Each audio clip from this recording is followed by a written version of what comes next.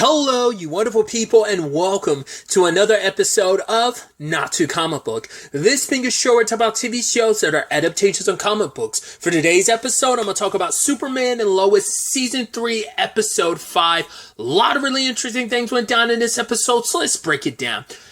Just a continuation of the fact is that this season in particular seems like it's going to be probably one of the rougher seasons just because of just the heavy topic of cancer, and just this episode in particular hit pretty hard, especially because you have Clark sitting down with other women going through chemo too, and it's just their experiences, because one of the women, she's been on the side of, I had cancer, I was in remission, and then it came back, and the other woman has been on both sides. She's been where Clark has, because her daughter had cancer and died. She's 3 years ago, this month or whatever. It's she was she'd be 37 right now, and you're just oh god.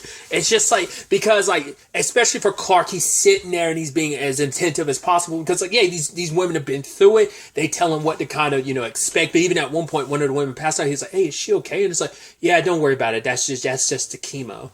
But that heartbreaking conversation where it's we call it, we don't really have a name for it, but we call it the pull. That basically, that pull on something pulled you, the cancer in particular pulled you and makes you kind of want to just give in to the disease. It's your wife is, she has a drive in her, and she's going to need every bit of that strength to fight that pull. And it's just because the other one was you don't want to scare him, but it's also Clark needs to be prepared. He needs to know, what could potentially happen to Lois, where it's just right. Because it's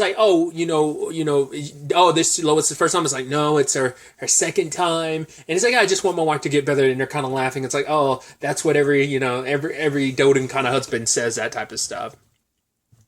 But it is just that, because obviously Clark is worried so much, because obviously Lois is kind of just doing her own thing. Despite Clark's reservations, despite Sam's reservations, they feel they can't really say what they want to say, because Lois won't listen. It's no, I'm going to do what I want to do, and you can't tell me otherwise, And I thought that was such a powerful conversation later on, where it's yes, Lois, you are the one going through it. Because for her, it's I should be the one making decisions. I'm the one actually going through with the cancer. I'm going through with the chemotherapy. But for Clark, it's yeah, we are, but we're supposed to be in this together. And it just feels every time someone has an opinion that's different to yours, you kind of shut it down it doesn't matter.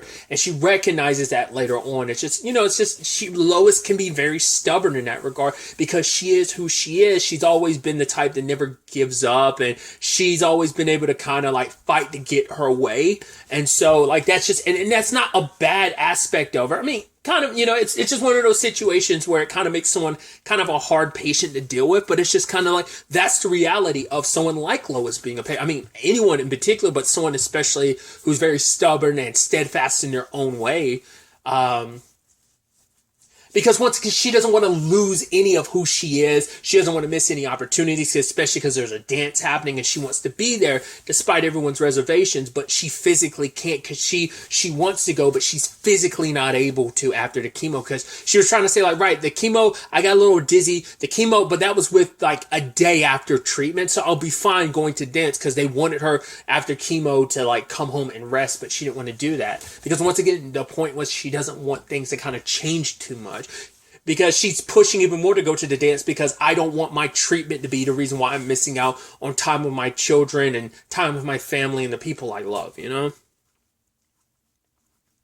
Especially in this episode 2, when she was searching around trying to dig up whatever she can on Bruno, and he catches her, because obviously he was going to keep an eye on her, why do I need to, I need to keep an eye on Lois to figure out what she's up to, because last episode he made that clear, we just weren't sure to what capacity, but I guess he was just I'm going to personally keep an eye on her.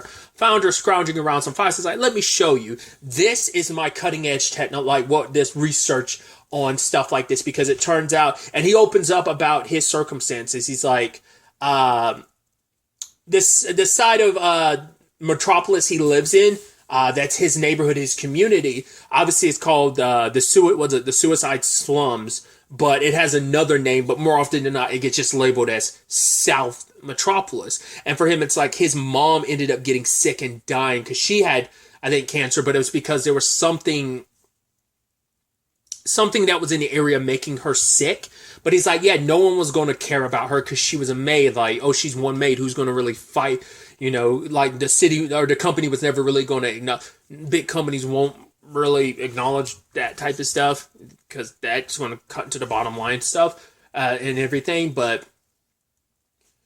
And it motivated Bruno. Like his mother's death is what led to all of this research. And so for him, it's like, I'm going to help cure people. I'm going to help save your life too, Lois. But if you get in the way of me saving other lives, then we're going to have a problem. And you can tell that feeling on like that look on Lois's face because she knows who Bruno is. And that's what I brought up early on, especially in episode 2, where I feel like Bruno's that type of bad guy where he's so complicated. Like he's not just like maniacally evil and egotistical like Lex is. He does some evil stuff, but I think it is for a grander cause. I think everything he's doing with Superman's blood, he really recognizes the healing properties of it, and he's utilizing it in one way. It's like, I got to do some bad to do some greater good, because I'm sure for him it's like Inner Gang is seen as like a means to an end, a greater good to help the world. Like, I'm not going to be the like megalomaniac that Lex Luthor is. I'm about this differently. I'm about protecting my community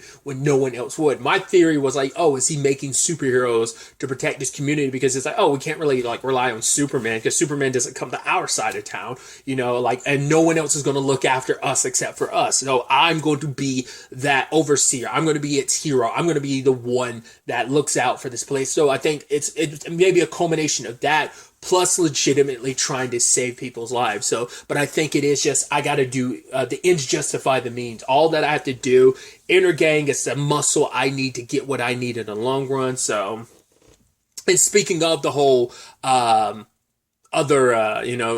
kind of being the hero, he got his own Superman, essentially. Well, I wonder how that's going to play out too, because, jumping ahead a little bit, at the end, we found out that, because he had one of his people break into a military facility to find all their buried secrets.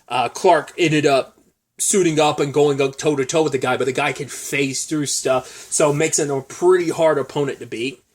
I can only assume how Clark beat him. They didn't really go into explanation, but I can only assume it's a thing of Clark.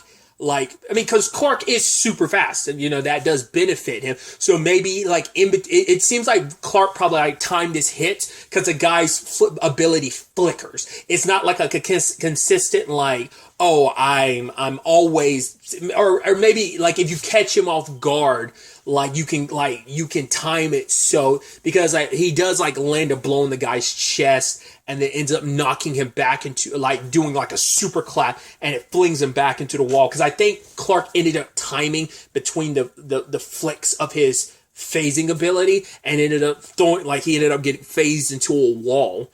He didn't phase himself out of it, so I'm curious, now that he, it kind of either I don't know whether his power is just legitimately it might be a thing of this. Well, because I was like, who does this remind me of? It's like, oh yeah, Ghost from the MCU. She needed a specialized suit in circumstances. Well, I think the suit helped, but I think she had treatments that basically helped solidify her so she wouldn't be phasing in and out all the time. So I'm wondering, is that because the suit got cracked and kind of destroyed a little bit, so I guess that helped regulate the ability so he couldn't really fully control it without the suit.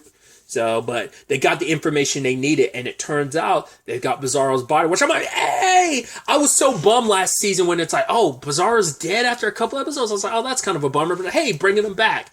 I mean, I wonder, could the end result be hey, let's get him back to his world? I mean, he still has his family waiting for him, so... But also, we know this resurrection stuff comes at a price. You need a constant treatment, so even if they bring him back, it won't be all copacetic. So I wonder how Bruno plans on using that. Is it going to be hey, we're going to have our own Superman for our community? I mean, we also know, hey, he wants to use Clark's blood, but I'm curious, because we know, obviously, Bizarro's the opposite, so what is that blood going to entail? Is it, it's got to be the opposite of Clark's blood, and what does that mean? Or is he going to try and use Bizarro Clark, basically, to turn the world against Superman? I wonder, could that be his play? We'll ultimately have to wait to see where things kind of go on that front. In this episode, we have Lana and Sarah definitely in a better place after last episode. But Lana's got to deal with Dean's son, who badmouths her because he's like, right, you kind of like, oh, didn't really say much about my dad. My dad did a lot of good. It's like, but even I'm like, yeah, but your dad also did quite a bit of bad, and that bad ends up outweighing the good. That's the thing of like, yeah, you could do a lot of good, but if your bad is bad enough, it can like completely smear any good you ever done. It's like, you know, I won't name any names specifically, but there's plenty of people in history where you're like, oh, there's been some good, but that good was also like covering up some shady, terrible human being stuff that you were doing. So all that good gets completely tossed out the window. Your legacy is forever tarnished. We'll leave it at that. Insert whoever you want to that fits that description. I'm sure there is a multitude of people that can fit that description, but nevertheless.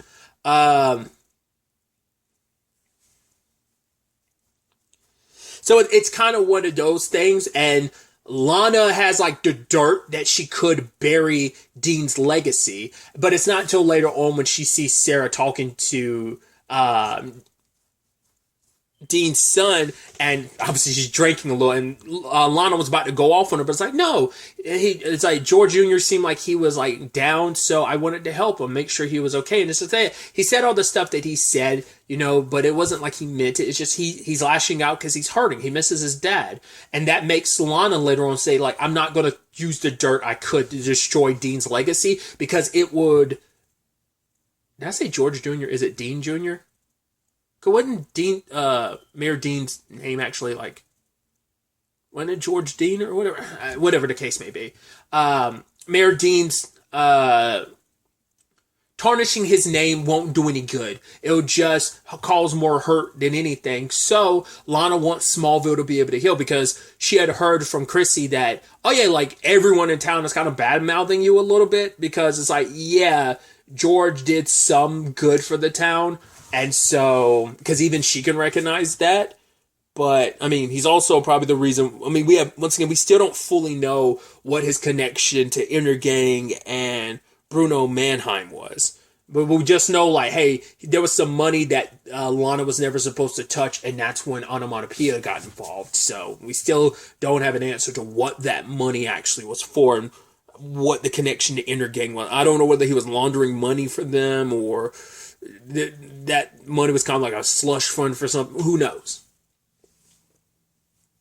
But Lana ended up naming like a memorial thing after him, you know, and it's like, right, we can have like the whole town kind of come together and heal through this. So I do love that Chrissy was a little worried, because like her and Kyle shack up again, and it's like, oh, your wife is texting me. She's like, come see me right now. And it's like, oh, and she was kind of nervous. I was like, please, Chrissy, because I knew it was about the Dean stuff. I knew it wasn't about her and Kyle. So I was like, please don't offer that information. And you can see that sigh of relief being like, oh, okay. Because she's even asking herself, like, what are you doing, Chrissy? It's like, it's because it's like, right, it's not like they're married anymore, but it's also like, it's a complicated thing because it's the ex-husband of the mayor, and you're on friendly enough terms with Lana. I think you'd probably say you're probably friends. And so it feels a little weird when you're, like, not dating, but hooking up with your friend's ex, especially when it's such a fresh thing. But I mean, yes, there's the Lana and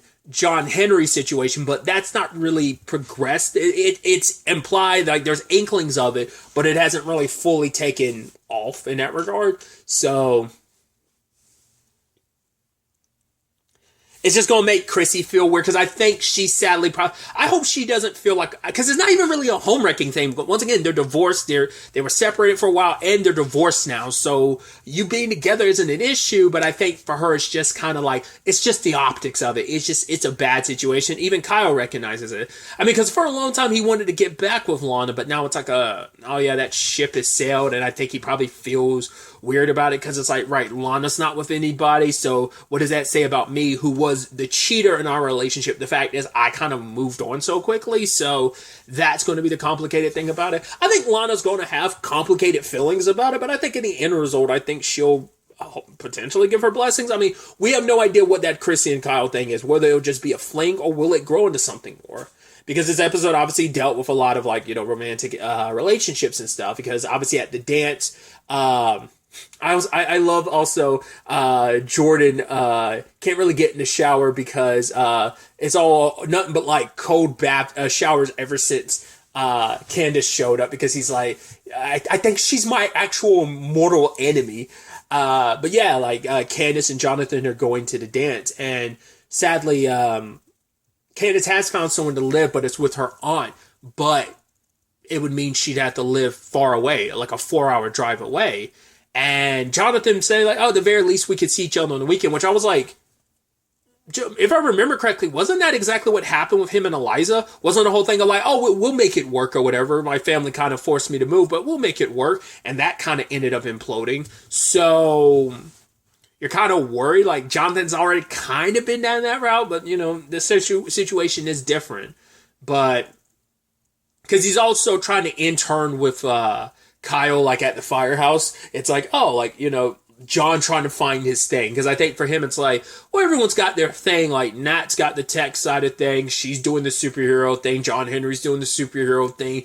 Jordan's doing the Superboy superhero thing. So what does that kind of leave me? Trying to, you know, Mom is, you know, an ace reporter. So, like, what is my thing? Like, he's still kind of like, not necessarily the black sheep of the family, but he's the one that's still figuring his situation out. So I don't know how much his mom is going to be too keen about him, like, you know, being like anything firefighting related. To be fair, it's like, well, you know, it'd be hypocritical of her to, and that could still be the thing of, you know, the parent thing of, yes, do as I say, not as I do. Whereas like, yes, I'm a journalist who puts myself in danger a lot of times, but you're my baby boy. I don't want you to do that. So we'll see how things kind of play out on that front.